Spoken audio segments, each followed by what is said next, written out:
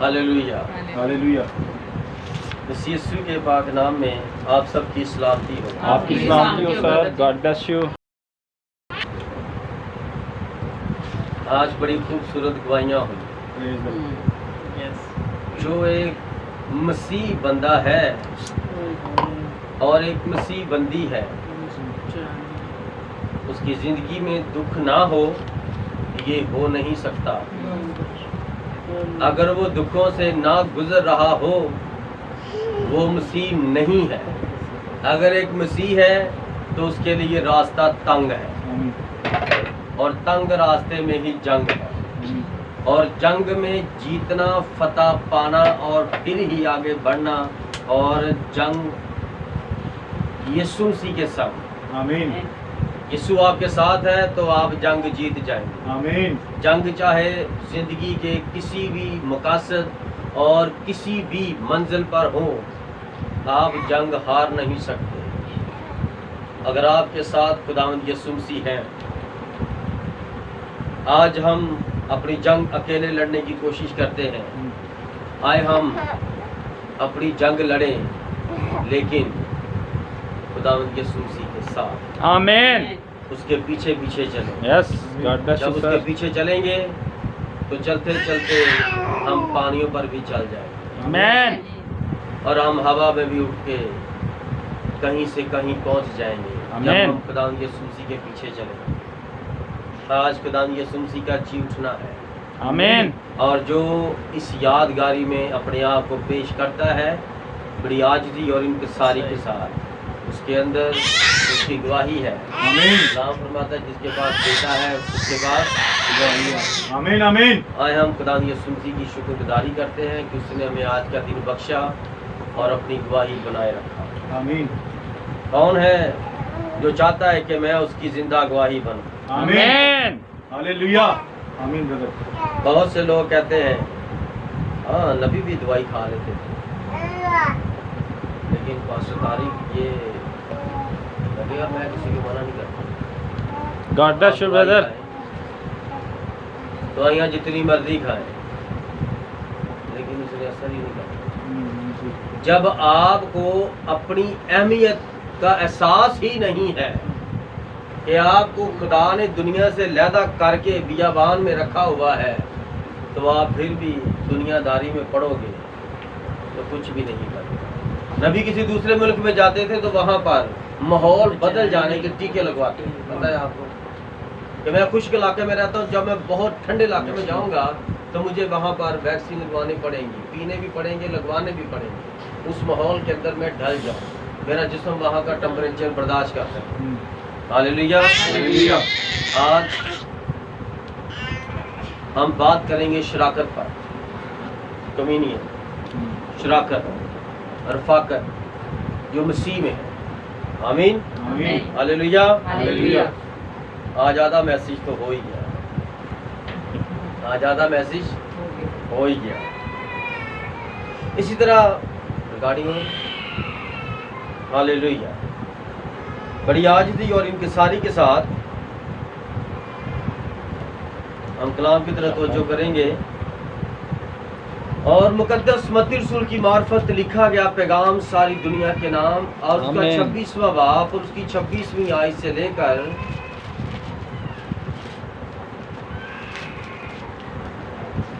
29वीं आयत तक पढ़ेंगे। जब वो खा रहे थे तो यीशु ने रोटी ली और बरकत देकर तोड़ी और शिगिर्दों को देकर कहा, लो खाओ, ये मेरा बदन है। फिर प्याला लेकर शुक्र किया और उनको देकर कहा, तुम सब इसमें से पियो, क्योंकि ये मेरा वो अहद का खून है जो बथेरों के लिए गुनाहों की माफ़ी के वास्ते बहाया जाता है। मैं तुमसे कहता हूँ कि अंगूर का ये शीरा फिर कभी ना पीऊँगा, उस दिन तक कि तुम्हारे साथ अपने बाप की बादशाही में नया ना पीऊँ।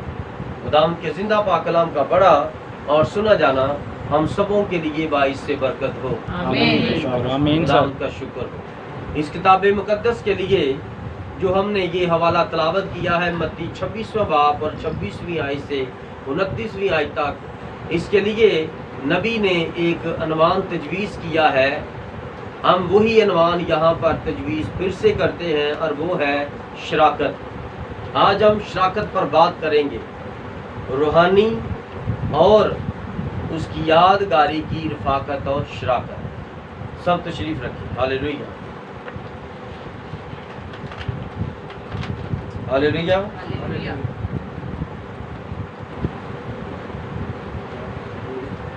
शराकत,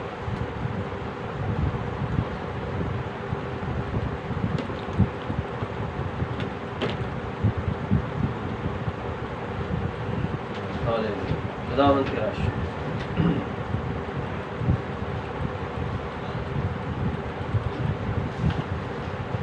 आज शराकत को कलीसियाओं ने बिगाड़ दिया हुआ है। आज शराकत को कलीसियाओं ने बिगाड़ दिया है। सच्चा ब्रदर। और हर एक कलीसिया की जो शराकत है वो अपने अपने तरीके से हो रही है। ऐसे ही है सर। लेकिन हमने किसी का तरीका अपनी जिंदगी पर लागू नहीं करना। Yes sir. कि वो बहुत बड़ी कलीसिया है, हम भी वैसा ही करें। वो बड़ी अमीर कलीसिया है, वो बड़ा अच्छा तरीका बनाती है, हम ऐसा ही करें।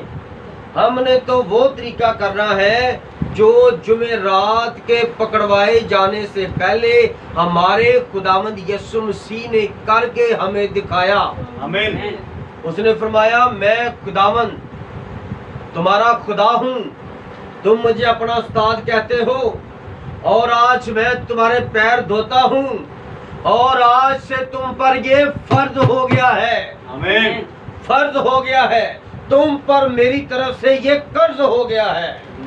और जब तक तुम ये फर्ज नहीं चुकाओगे, ये कर्ज नहीं चुकाओगे, तुम इसमें शामिल नहीं हो सकते। आमीन आमीन। फर्ज यानी के कर्ज। जब तक आप एक दूसरे के पैर नहीं धोएंगे, आप शरीक नहीं हो सकते मुकद्दस मेज पर। दिल में बदी, दिल में बुराई, दिल में घमंड, दिल में गरूर, पैसा पैसा पैसा, दौलत शौहरत इज्जत, और मैं इस गरीब के पैर दूं, ये किराए पे रहता है और मैं शान शौकत गदा रहता हूँ, मैं इसके पैर दूं। अरे भाई, धोने पड़ेंगे। ये तुम पर फर्ज है खुदावंद की तरफ से। आमीन। ये छोटा बड़ा खुदा के नजर में नहीं होता।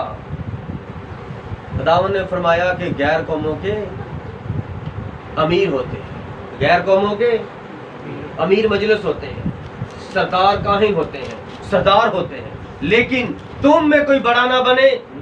तुम में जो बड़ा बनना चाहता है, कोई दिल में सोचता भी है, मेरा हुक्म है उसको कि वो सबकी खिदमतगारी करे।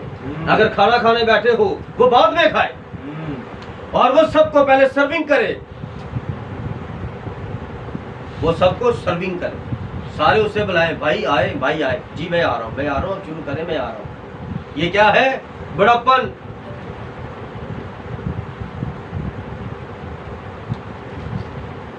एक माँ है, माँ भी कभी लड़की थी, माँ की भी अपनी कुछ खाने पीने की शौकीन थी, कुछ खाने पीने की टेस्ट था, और कुछ खाने पीने की उसकी पसंदीदा चीजें थी। लेकिन जब वो औरत बनी, शादी हो गई, बीवी बनी, उसकी अपनी जो चीजें थी वो महदूद महदूद महदूद हो गई। उसने चीज रखी, उसको पता चला कि वो मियाँ खाना शुरू हो गया। मियाँ ने कहा वो बहुत टेस्ट, ये मुझे बहुत पसंद है। बीवी ने कहा मैंने साथ खाना था, चलो हाँ ये तुम खा लो, मैं बाद में खा लूंगी। हाँ पड़ा है, लेकिन पड़ा कितना था? वो सारी प्लेट ही खा गया, और बीवी ने अपना हिस्सा अपने मर्द को दे दिया। ये उसके अंदर एक आला मिसाल है खुदा की मोहब्बत की। आमीन। उसने अपनी मर्जी कुर्बान कर दी अपनी शौहर पर, फिर शौहर उसके अंदर से निकलता है, यानी उसके बच्चे पैदा होते हैं। और जब वो बच्चों को फ्रूट काट कर देती है, उसे भी आम बहुत पसंद था कि जब वो कुंवारी थी, अपनी माँ के घर में थी, वो कहती थी जो सबसे बड़ा आम है माँ वो मेरे लिए रखना। और अब वो माँ बन गई है। अब उसने आम काटा तो उसके बच्चों ने देखा मामा मैंने ये लेना, सारे कह रहे मामा मैंने ये लेना। मैंने कहा चलो मैं सारा काट के आपके सामने रखती हूँ। और माँ ने कहा तुम खाओ, मैं हाथ धोकर आती हूँ, कभी इधर चलेगी, मामा आप भी आओ, मामा आप भी आओ। शराकत, ये क्या है? शराकत, वक्त का मसा, वक्त का पैगाम। लेकिन वो क्या कर रही है? वो कह रही बेटा तुम खाओ मैं आ रही हूँ। ये नहीं मुझे पसंद, मामा मैं मेरी तरफ से थोड़ा सा खा लो। बच्चे माँ के मुंह में डालेंगे, उसने वही खाया। बाकी वो क्या चाहती है मेरे बच्चे खा लें, ये खाएंगे नहीं तो बड़े कैसे होंगे। मैंने अब कौन सा बड़ा होना है, अब तो इन्होंने बड़ा होना है। ये क्या है? शराकत की आला मिसाल है। अब उसने अपनी मोहब्बत कुर्बान कर दी। इसे कहते हैं माँ। और जो माँ बनाता है, खुदावंद यीशु जो माँ बनाता है किसी को, उसके अंदर कैसी मोहब्बत। उसने कहा मैं दुनिया का मालिक और खालिक, मैं तुम्हारे कदमों में बैठकर तुम्हारे पैर धोता हूं। इस जैसी रफाकत, इस जैसी शराकत पूरी दुनिया में किसी मजहब में, किसी अकीदे में और किसी के भी पास नहीं है। आमीन, जैसी आमीन। रफाकत, जैसी मोहब्बत और जैसी शान शौकत और आन हमारे खुदावंद यीशु मसीह ने बयान कर दी। आमीन। Hallelujah, hallelujah. हालेलुया। माँ से भी ज्यादा वो प्यार करता है। आमीन। बाद दफा माँ अपने बच्चे को अपने नीचे दे के मार देती है। क्या मैंने ठीक कहा? आमीन। God bless you sir. क्या मैंने ठीक कहा? आमीन। बाद दफा माँ अपने बच्चे को बेच देती है। माफ करना मेरी बात। एक बच्चा मेरे से अब पाला पोसा नहीं जा रहा, मैं भाई को दे देती हूँ, मैं अपनी चाची को दे देती हूँ, मैं अपनी इसको दे देती हूँ, उसको पैदा ना करते आप। क्यों पैदा किया?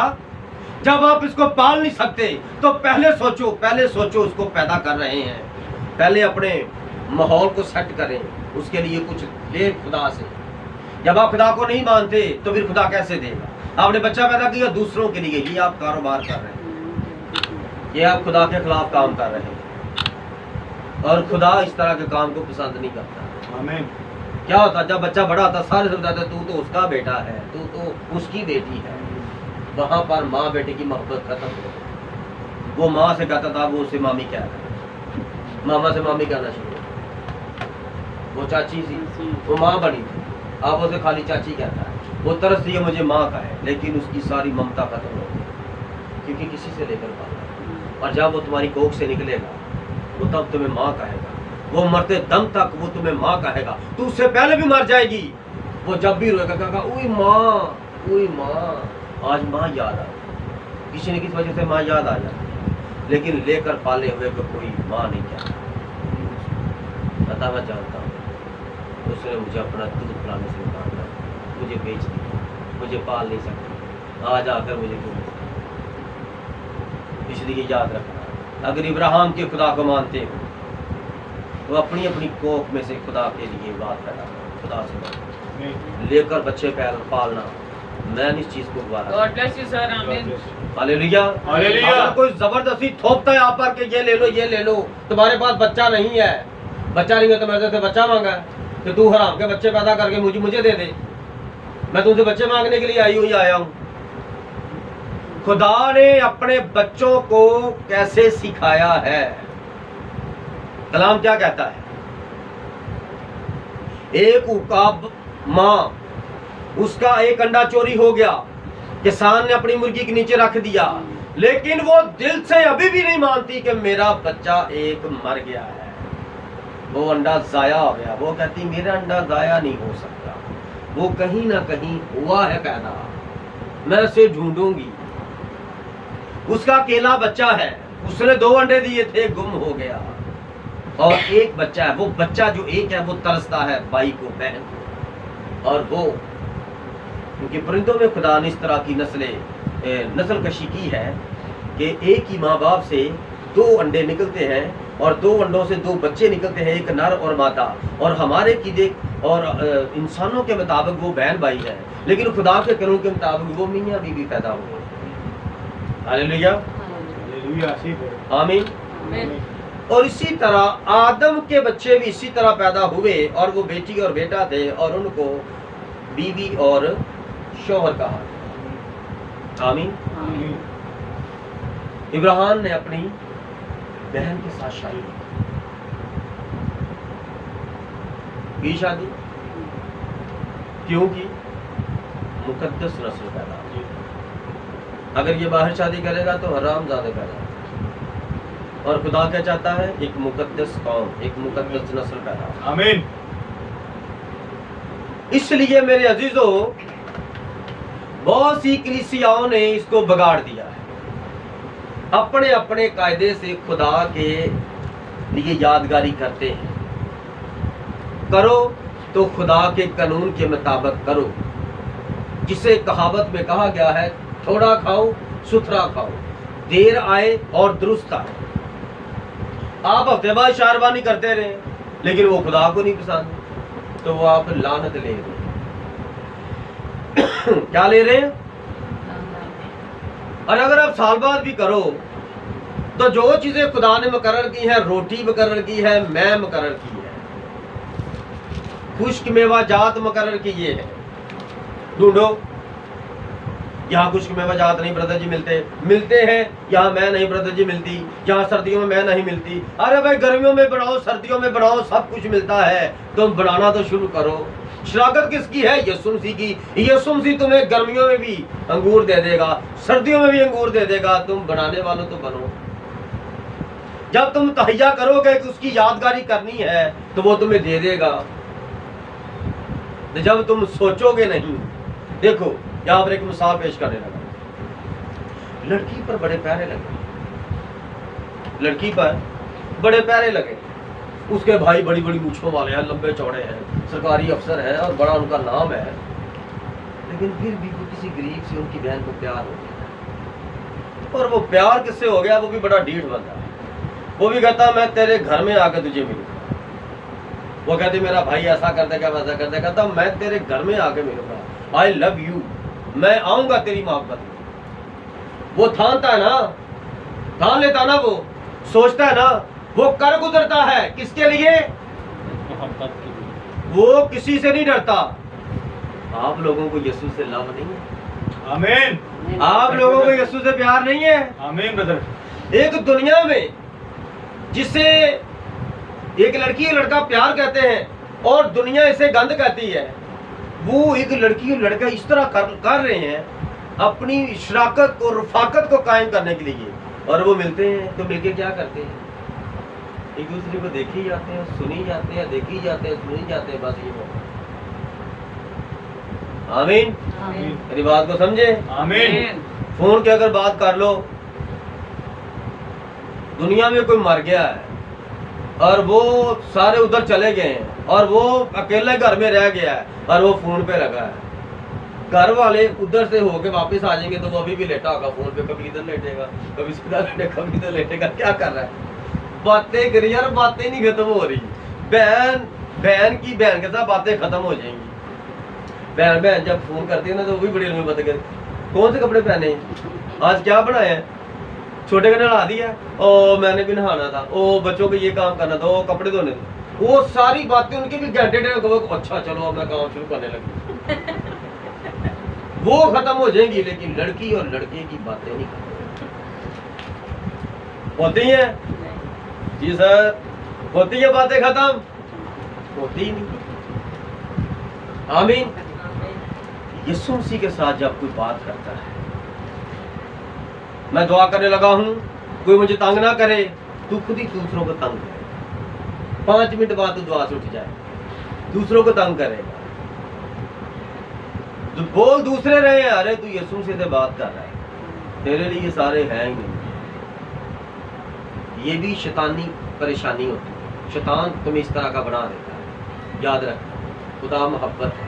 तुम दुआ कर रहे हो, यीशु के साथ शराकत कर रहे हो ना, तो तेरे अंदर तो यीशु उतरा हुआ है, तो तुझे नफरत क्यों किसी से हो? Hallelujah, hallelujah, hallelujah. शराकत इसलिए जरूरी है। देखो ना, पहली शराकत कहां पर हुई? मिस्र में हुई। देखो ना, खुदा अपने वादे के मुताबिक आसमान से नीचे उतर आया, रफाकत के लिए, तुम्हारे साथ रहने के लिए। खुदा आसमान से अपना तख्त छोड़कर नीचे उतर आया। उतरा या नहीं उतरा? उतर आया। आमीन। और किन के दरमियान रहा? हमारे इसराइल के दरमियान हो रहा। उसने उनको निकाला और कहा, आओ मेरे साथ शराकत करो। मैंने वादा किया था तुम्हारे बाप इब्राहिम के साथ कि 4 सदियां 400 साल में तुम्हें गुलामी में रखूंगा और फिर मैं तुम्हें याद करूंगा और फिर मैं तुम्हें निकालूंगा और यहाँ पर मैं तुम्हारे साथ 40 दिन का सफर 40 साल में तुम्हारे साथ रहूंगा। वो कैसी शराकत है? जहाँ पर खुदा होता है वहाँ पर चीजें खराब नहीं होती। खुदा ने फरमाया, आज के लिए आज का खाना लेना। दोपहर को आज मैंने रात को तुम्हें खाना दे दिया है, सुबह का भी, दोपहर का भी, शाम का भी। और शाम का खाना बचा कर नहीं रखना कि सुबह सुबह उठकर खा लेंगे। तुम सुबह उठोगे तो तुम्हारे लिए खाना मैं तैयार रखूंगा। जिसे नए अतरामे में लोग कहते हैं शायद दुआए रबानी, खुदावन आज की रोटी हमें अता कर। वो अपने वादे में सच्चा है। आमीन। उसने कहा, मैं तुम्हें आज भी रोटी, इसका मतलब है आज रोटी दूंगा। आप इसे कल ना समझें।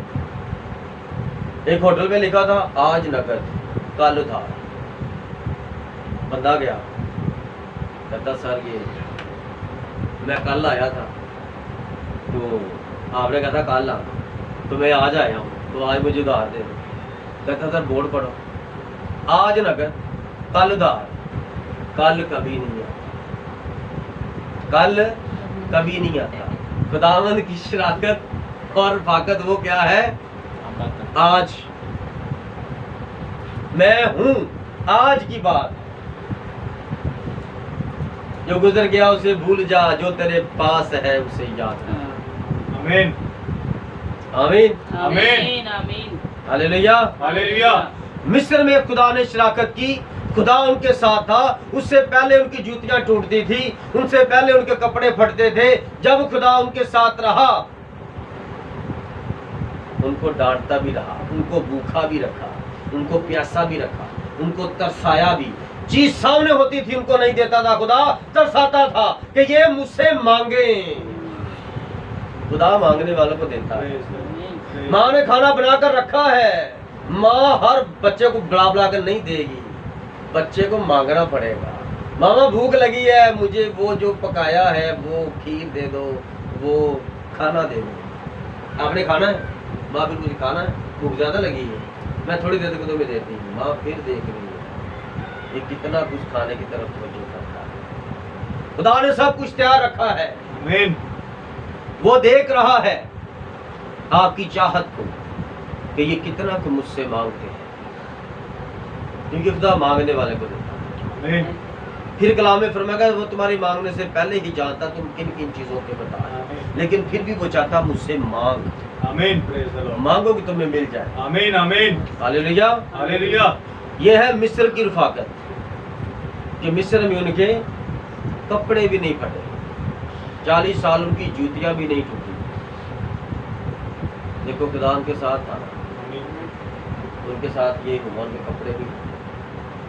जाओ मुझे बताओ, क्या खुदा ने यही बात नया तरामे में नहीं कही? तुम अपने साथ कपड़े ना ले, एक ही जोड़ा ले, वो फटने नहीं दूंगा। हालेलुया। हालेलुया। वो फटने नहीं दूंगा। Praise the Lord. बात आती है। पास्टर साहब जब आप कराची गए थे कितने जोड़े लेके गए? हिट लिस्ट पे हूँ, आप कह सकते हैं।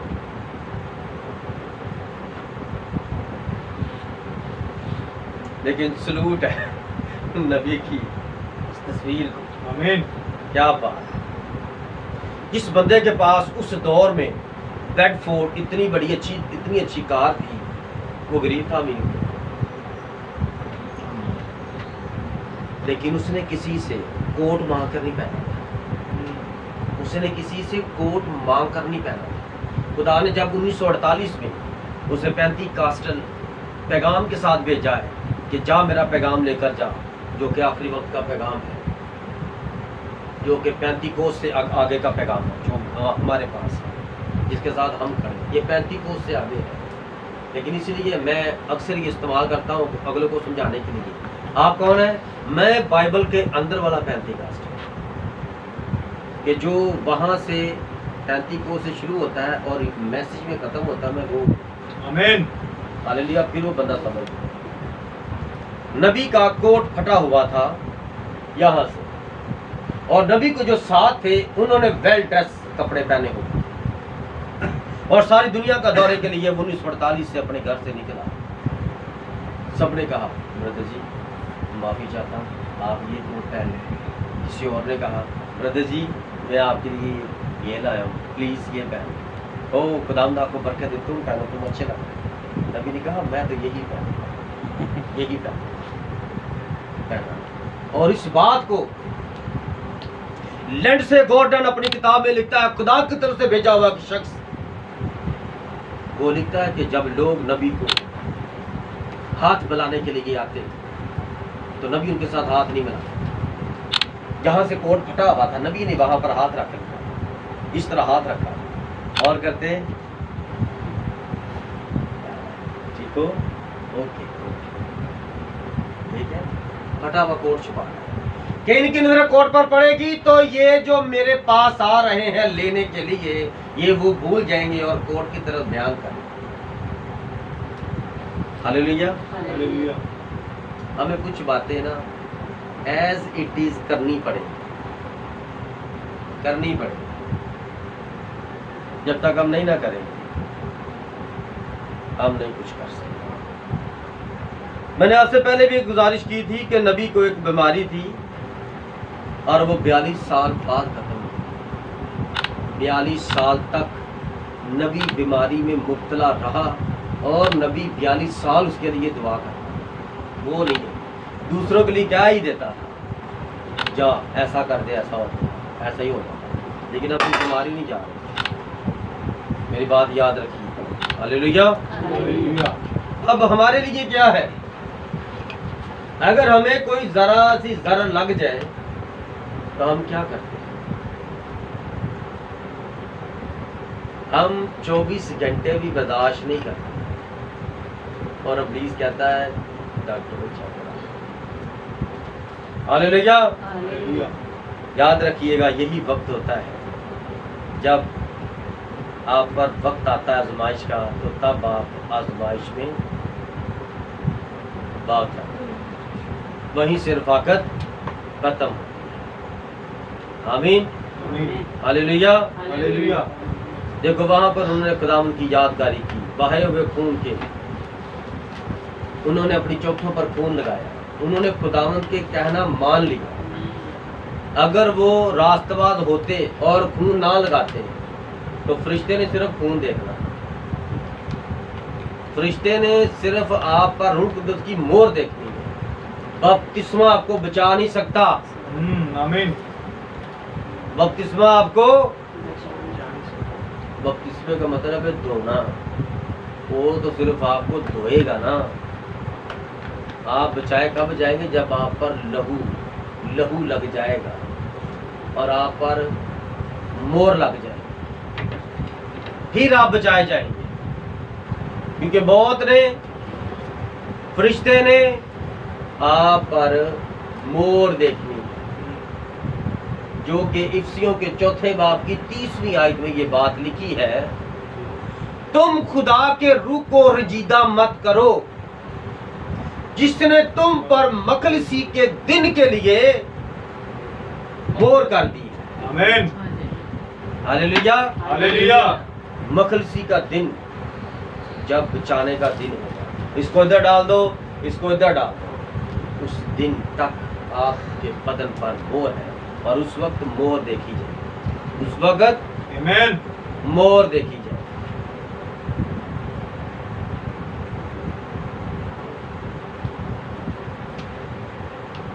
ये आजमाइश क्या कोई बता सकता है कि खुदा ने अपने बेटे को क्यों आजमाया। हाँ, ये तो कभी सोचा ही नहीं पास्टर जी हमने। ये तो भाई बड़ी अच्छी बात है, तो खुदा का बेटा है, तो खुदा ने तो शैतान को बनाया है, तो फिर भी खुदा उसे शैतान के साथ आजमा रहा है। और वो भी 1-2 दिन ही, पूरे 40 दिन खुदा ने जंगल बियाबान में अपने बेटे को ले जाता है और शैतान को भी कहता है आजा भाई, ये मेरा बेटा ही अब सारी दुनिया से लहदा है, तू और ये है। वो आजमाइश के बियाबान में था ना,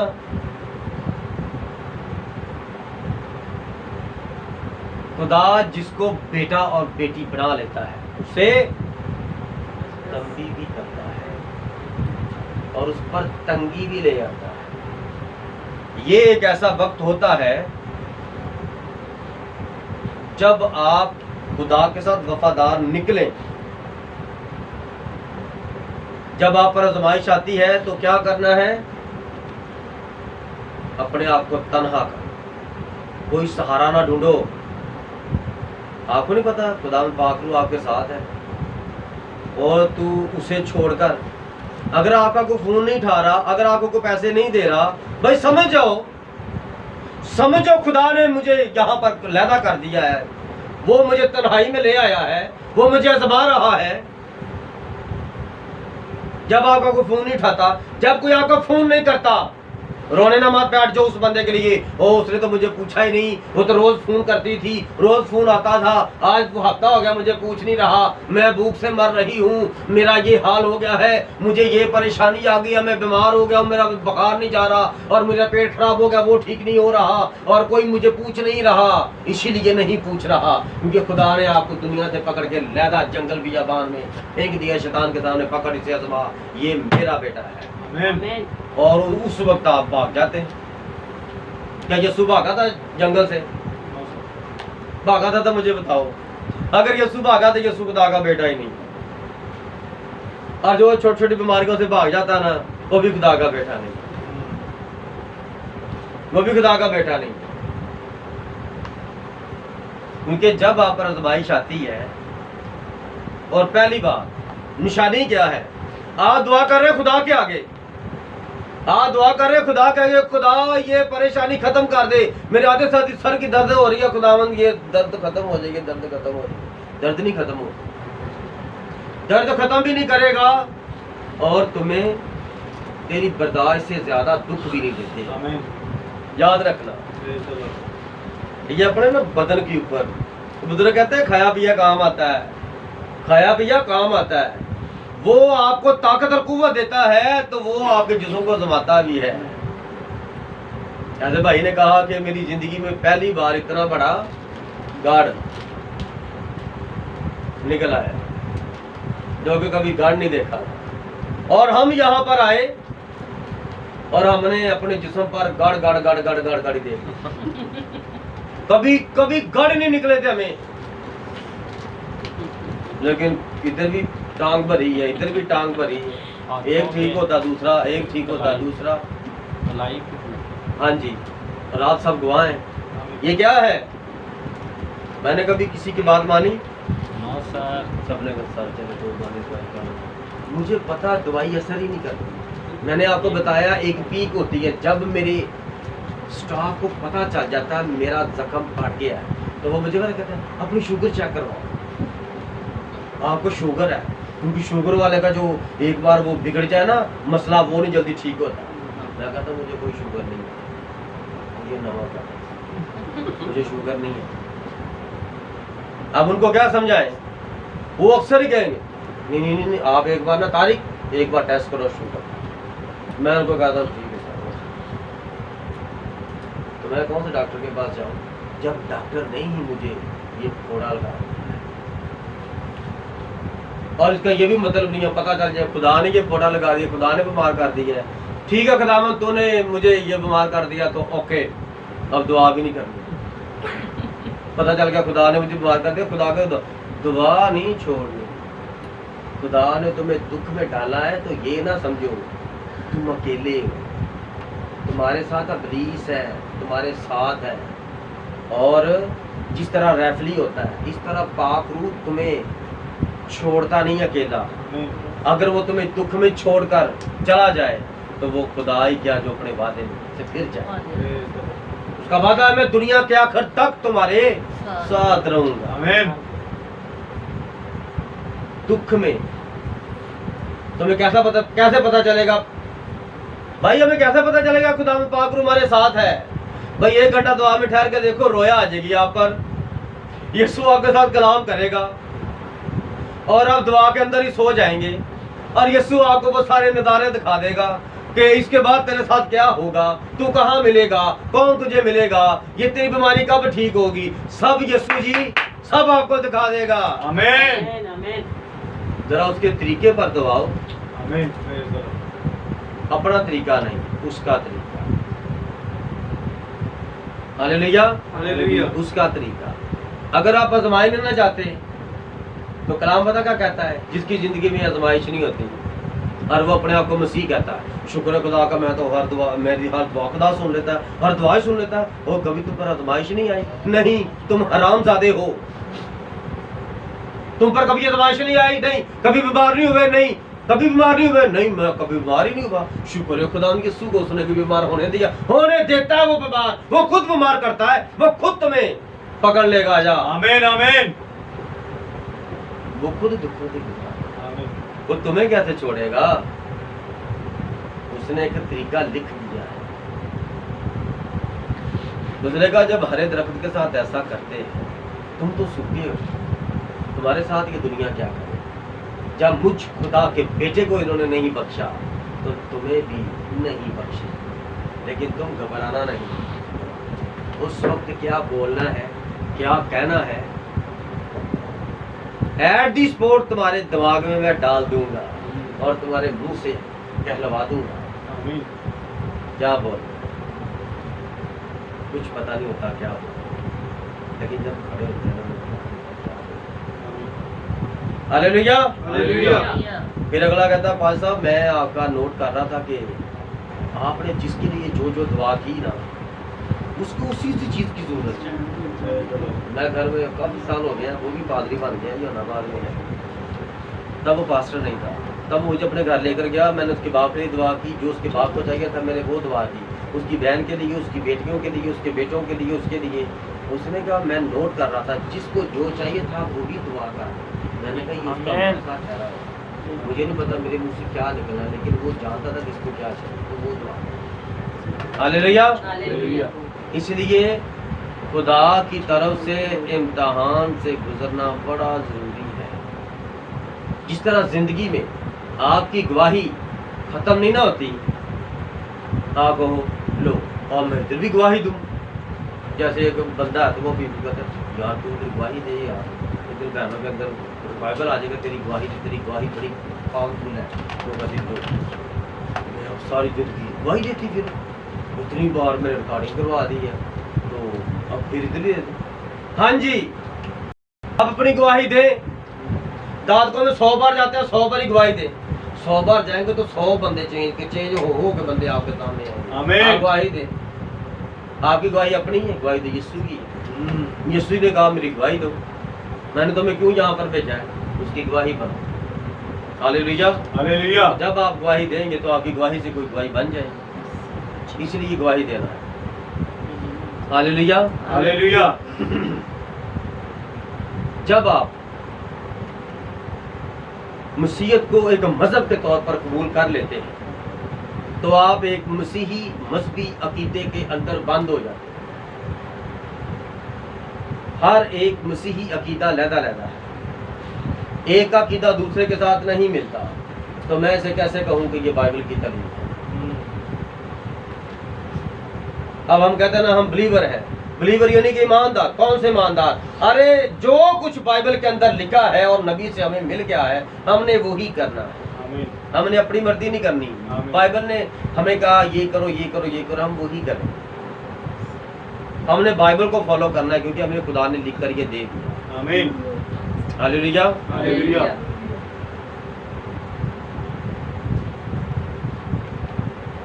चंद एक लोग जो चीखते हैं रोते हैं, चलाते हैं, रूह में दुआ करते हैं, बड़ा बड़ा रोते हैं और गैर ज़बानें बोलते हैं, तो वो समझते हैं कि मेरे पास रूह तो है, मैं खुदा को पा लिया हूँ।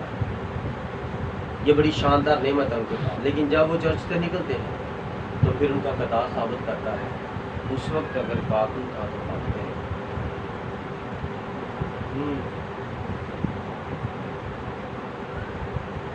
क्योंकि जब लोग छोटी सी आजमाइश में आते हैं और वो किनारे तक नहीं पहुंचते, इधर आजमाइश शुरू हुई और वो साथ ही पानी में बह के निकल जाते,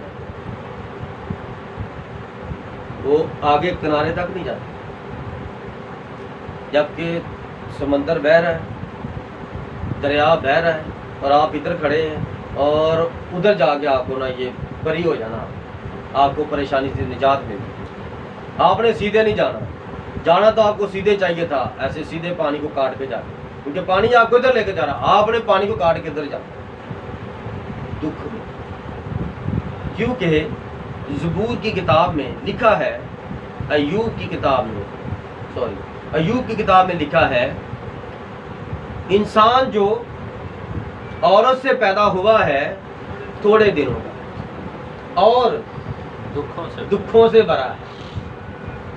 यीशु ने क्यों दुख उठाए? औरत से पैदा हुआ। क्यों दुख उठाए यीशु ने? औरत से पैदा हुआ।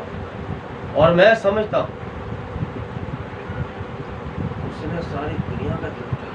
आमीन। दुखों से भरा था, हर एक इंसान दुखों से, थोड़े थोड़े दुखों से भरा है, लेकिन यीशु ने दुनिया के सारे दुख अपने ऊपर उठा लिए और सारे गुनाह ऊपर उठा लिए, सारे बदरू केस अपने ऊपर उठा लिए और इतना नापाक मादा उसने उठा लिया। और बाप जो पाक है, बदी को देख नहीं सकता, तो बाप ने उससे नजर पाक। जैसे हम अपने बच्चों को कहते हैं अच्छा ये काम कर, बच्चे से वो काम नहीं हो रहा, तो बच्चा देखता है बाप की तरफ कि चले कर, होता है ना ऐसे। क्या है? खुदा सिखा रहा है कि अगर मेरे बेटे हो तो मेरे जैसे काम करो, हरामजादे ना बनो। हालेलुया।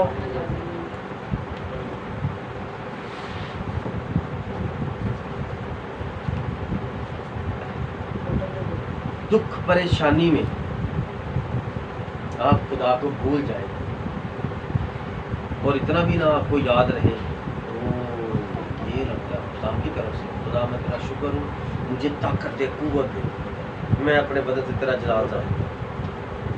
अभी तक ये मेरा ये मौका पूरा, यानी कि ये बेड नहीं हो, जोड़ के ऊपर थी और इसकी वजह से मेरा आधा जिस्म इस तरह पूरा बीमार रहता है, मेरे पट्टे खींचे रहते, लेकिन मैंने खुदा का काम छोड़ा। No sir. मैं कभी दूसरों के सामने तमाशा भरने से डरा, नो सर। मैं कभी कहीं जाने से डरा, नो सर। वो उधर जाऊंगा तो क्या करेंगे, तो पास्टर जी को खुद जख्म हो गए हैं, तो ये दूसरों के लिए दुआएं करने के लिए आ गया है। हालेलुया। हालेलुया। और मैं तो कहता हूँ बोलो बोलो बोलो, मेरे खिलाफ बोलो, मेरे खिलाफ नहीं बोल, जो मेरे साथ है उसके खिलाफ। हालेलुया। हालेलुया। क्योंकि मैं जान गया अगर उसने मुझे चुना तो वो मेरे साथ है, वो मेरे साथ है तो वो मेरे अंदर है, आमीन। वो काम कर रहा है, आमीन। मुझे बस उसकी ताबेदारी में रहना। आमीन। कसम नहीं पाक, ये सुन सीखे आजमाइश, कसम नहीं पाक। नबी ब्रदर ब्रानम कहते हैं सलीब पर वो जो मरा वो मरा, लेकिन सलीब से ज्यादा अजियत और करब और आहो पुकार गसमनी बाग में। कहाँ पर थी? गसमनी बाग। किसकी? क्यों? क्योंकि पुलिस के साथ जंग हो रही। कभी दुनिया में कोई इस तरह का केस नहीं है। एक शख्स दुआ कर रहा है और उसके माथे से जो पसीना गिर रहा है उसके अंदर उसका खून आना शुरू हो गया। No sir.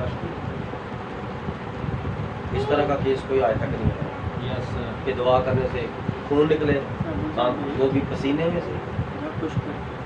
उस वक्त जो पाकरू मलके सदक सालम जो यीशु मसीह के अंदर आया था, उसके बपतिस्मा लेने के बाद वो 33.5 साल जब वो गतसमनी बाग में जाता है खुदावंद मसीह, तो उसमें से मलके सदक पाकरू यीशु उसमें से निकल जाता है और गतसमनी बाग में खाली मसीहा रह जाता है, जो एक औरत से पैदा हुआ था। आमीन खाली मसीहा रह जाता है, आमीन और वो खाली इंसान था। इसलिए अबलीस ने अपना पूरा जोर लगा दिया कि उसको वहां पर मार डाला, और खुदावन ने भी वहां पर एक छोटी सी दुआ की, खुदावन हो सके तो ये प्याला मुझसे टल जाए, ताकि मैं उस प्याले तक पहुंचूं, सलीब के प्याले तक। और दुनिया के आलमी दिन कहते हैं लोग, वो इंसान होने के नाते मौत से डर रहा है। तेरी आंखें ही पत्थर की हो गई हैं, तुझे नजर ही नहीं आ रहा कि वो डर नहीं रहा, वो तो अपने कलाम को पूरा कर रहा है। आमीन। क्या कभी खुदा भी डरता है? No yes sir. सर अगर यीशु डर गया तो खुदा डर गया है, क्योंकि वो कहता मैं और बाप एक दो नहीं है। आमीन। तो फिर यीशु खुदा है, तो फिर खुदा कैसे डर सकता है मौत से? No sir. सर उसने तो मौत पर फतह पाई, आमीन। उसने मौत पर फतह पाई है। हालेलुया। हालेलुया। इसलिए मेरे अजीजों,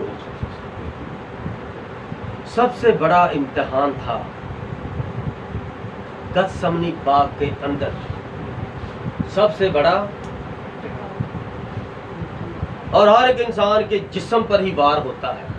खुदा कहता है कि जा इसके जिस्म को जहां से मर्जी छू, ये मेरा है। तभी पता चलता है खुदा की वफादारी। अपने बदन से खून बहने दो और अपने बदन को, बदन के ऊपर निशान पड़ने दो, खुदा की मोहब्बत के निशान पड़ने दो।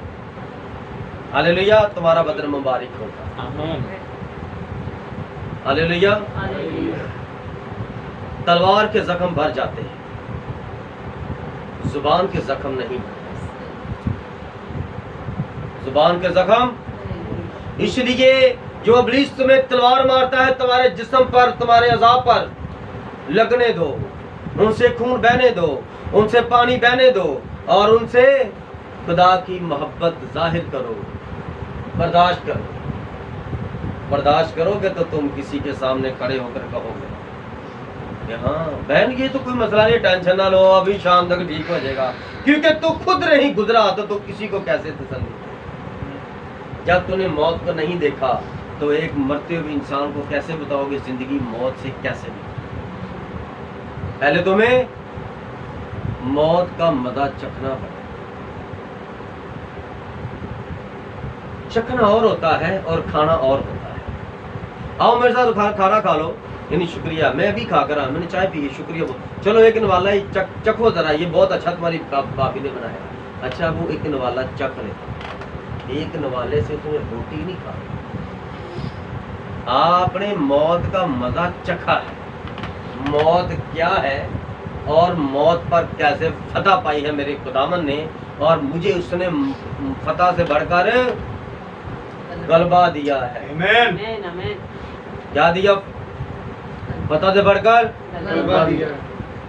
गतसमनी बाग एक ऐसी जगह है, वहां पर देखो खुदा की मोहब्बत। खुदा उनके सुन से जानते थे कि यहाँ पर मेरी जंग है, उसने अपने शिगिर्दों को पीछे छोड़ा। मेरी तरफ तो जो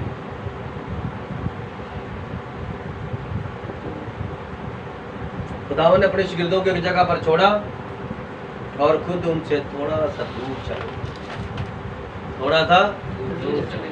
जब कबड्डी होती है, वो जब रेसल लड़ते हैं, तो जो उनके साथ आते हैं वो उनको छोड़कर थोड़ा सा दूर जाके खाड़े में लड़ते हैं ना। आमीन। ऐसे ही है ना। तो यीशु ने अपने शिगिर्दों को छोड़ा, लिखा कोई एक दो टप्पा थोड़ा सा दूर हो गया कि ये सिर्फ मुझे देखें मैं कैसे जंग जीत जाता हूँ, आमीन। ये मुझे देखें मैं कैसे लड़ रहा हूँ। शागिर्दों ने देखा जैसे बुरी रूह किसी को धक्का दे तो वो कहे मुझे धक्का किसने दिया, कौन है? तो वहां पर उनको शैतान नजर नहीं आ रहा, यीशु मसीह को शैतान के सारे चेले नजर आ रहे थे। वो पूरा गसमनी बाग नबी कहता भरा हुआ था शयातीन से, और शैतान यीशु मसीह को मार रहा था। शागिर्द देख रहे थे, इसलिए तो उन्होंने कहा कि तू खुदावंद हमारा खुदा है। आमीन। उसने कहा तुम एक रात भी मेरे साथ जाग ना सको। एक रात बड़ी खास हो, एक रात बड़ी खास हो कि जब वो आप खुदा के साथ गुजार दे। जब खुदा को आप बुलाते हैं, जब वो आ जाता है तो फिर उसका इख्तियार होता है उस इबादत के खिलाफ जो आधी इबादत करके तो बाद में हार पराना शुरू कर देते हैं और मैसी से पहले पादरियों के गले में हाथ डालने शुरू कर देते हैं और खुदा को उधर ही छोड़ देते हैं। वहां पर इबादत खत्म हो गई है, वहां पर ही वो लानत ले लेते हैं, बरकत लेते लेते चाहे जो भी है, जो मर्जी मुझे कहते हैं। गॉड ब्लेस यू ब्रदर, आमीन। इसलिए मैंने जब से कलाम से ये बात सीखी है कि ये हार देवताओं को पढ़ाए जाते हैं। गॉड ब्लेस यू तो मैं ब्रदर, इंसान हूँ, मैं इंसान को इंसान ही कहता हूँ, मैं इनको देवता खुदा नहीं पढ़ा। God bless you brother. मैं ना खुद हार कहीं पर agree with पहनता you, हूँ sir, amen. और ना ही पहनूंगा और ना ही किसी को पहनाऊंगा। God bless you brother. मैंने अगर इबादत शुरू कर दी तो कोई भी प्रेसिडेंट भी आकर बैठा होगा, बैठा दो सारे, आमीन सर, गॉड ब्लेस बाद यू। में देखिए। आमीन। एक वक्त था गुजर गया, क्योंकि हर चीज का टाइम है। मैंने इतनी बातें करवाई हैं, बस मैंने हार पुराना बंद कर। God bless you brother. ये बात कहाँ पर लिखी है? अमाल 14वें बाब के अंदर। आमीन, हालेलुया। हालेलुया। वहां पर आपको उसका जवाब मिलेगा। पढ़ लीजिए जो मुझे सुन रहे हैं। इबादत में खादमों को हार नहीं पहनाने, क्योंकि पैदाइश 14 अमाल 14 बाब मना करता है। हालेलुया। खुदावंद तेरा शुक्र हो। आप कहेंगे मैंने नबी की तस्वीर देखी है, नबी को बड़े हार पहनाए गए हैं। आप नबी हैं, आप नबी हैं, मसीह हैं। नबी मत बनो। नबी जंगलों में जाकर 7-7 दिन दुआ करते थे, रोजे में रहते थे। आप रहते हो? नबी की 2 बीवियां थी, तुम्हारी 2 बीवियां हैं। No sir. कोशिश कर रहे हैं।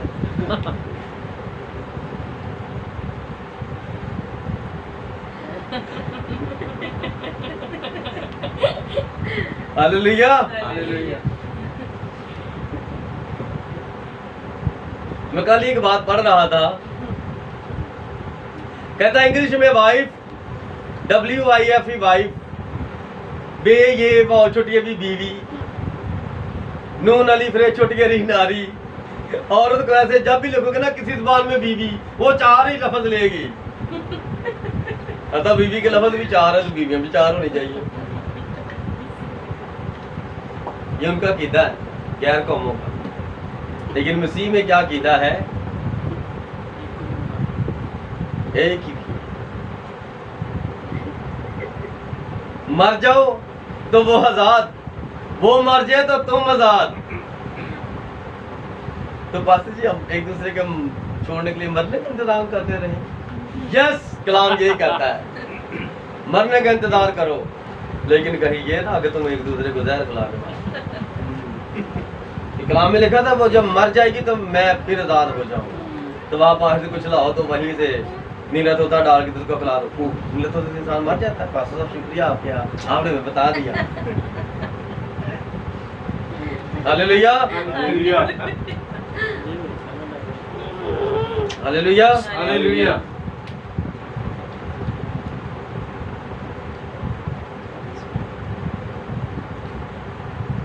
कलाम कहता है कि तुम्हारा आजमाया हुआ ईमान जो आग से आजमाए हुए फानी सोने से बहुत ही बेश कीमत है, ज़्यादा हमें शुक्रगुजार होना चाहिए कि वो हमें परेशानी में डालता है और निकलने की राह भी अता कर। निकलने की राह क्या है? आज मैं बताने लगा निकलने की राह। हालेलुया। हालेलुया। मैं अपनी और भाई फैसल की बात करने लगा हूँ। अक्सर कहा ऐसा हुआ है, अक्सर कहा भाई ने आज भी गवाहियां दी हैं 3-4 बार। हालेलुया। हालेलुया। निकलने की राह। भाई ने कहा कि मैंने डॉक्टर से कहा मुझे चेक करें। उसने कहा ये मसला है। मैंने कहा कोई हैवी अच्छा वाला टीका लगाए, बेहतरीन सा, एक ही टीके से टीका लगवाया, नहीं आराम आया, कोई फर्क नहीं पड़ा। वो जैसे थी वैसी की वैसी कायम में दर्द होती जा रही है। अब परेशानी बढ़ती जा रही है, जिस समय हैसियत बर्दाश्त से बाहर हो रही है। अब खुदा राह बनाएगा। लो यार, खुदा माफ कर दे, खुदा को गलती होगी माफ कर दे, खुदा मेरे बीवी बच्चों को माफ कर दे, खुदा मुझ पर रहम कर दे और मुझ पर जाहिर कर दे मैंने कहाँ गलती की है, कहीं पर भी गलती की। खुदा मैं तुझसे माफ़ी चाहता हूँ, मेरी बीवी बच्चों पर रहम कर, मेरी ज़िंदगी पर रहम कर। कोई नहीं है मेरा तेरे सिवा और मेरी बीवी बच्चों का कोई नहीं तेरे सिवा। खुदावंद रहम कर, मेरे से बर्दाश्त नहीं हो रही है सब बाप, बहुत दिल घबरा रहा है, बड़ी बेचैनी है, मुझसे सोया नहीं जा रहा। फिर खुदा दिल में डालता है, बस तारीख से दुआ करा। हालेलुया। हालेलुया। आमीन। ये क्या है? ये खुदा ने राह निकाली है मेरे भाइयों मेरी बहनों। आमीन। खुदा राह निकालता है तब जब आप उस पर तवज्जो कर लेते हो, यानी ईमान रख लेते हो। आमीन। वो तुम्हारी बर्दाश्त से ज्यादा दुख में नहीं डालता। आमीन। Praise the Lord. लेकिन शुक्र है खुदा का प्रेज द लॉर्ड। कि 5 फुट 4 इंच और इतना का जिस्म आपके सामने है, उसने मुझे बड़ी बर्दाश्त दी। आमीन। God bless you. मैं बात खुद भी कहता हूँ, खुदा तेरा शुक्र है, मैं समझ रहा था कि मैं बस, लेकिन तूने फिर भी इस जिस्म से अपना जलाल जाहिर किया। Praise the Lord. मुझे तू वो देता जा रहा है और मैं तेरा आजमाइश। जब आप समझ जाएंगे ना, ओहो ये बात है, लो जी अब तो आएगा मजा, क्योंकि अब तो मैं जंग कर रहा हूँ। तो जब आपको पता नहीं ना चलता कि मैं जंग में हूँ, तो मेरी शराकत हो रही है, खुदा मेरे साथ साथ है, वो मुझे नजर नहीं आ रहा।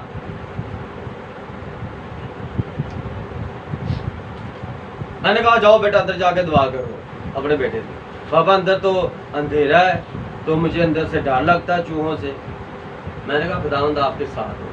कहता बाबा खुदावंद तो नजर नहीं आ रहा, वो खुदा तो आसमान पर है, पापा मैं तो अंदर हूँ।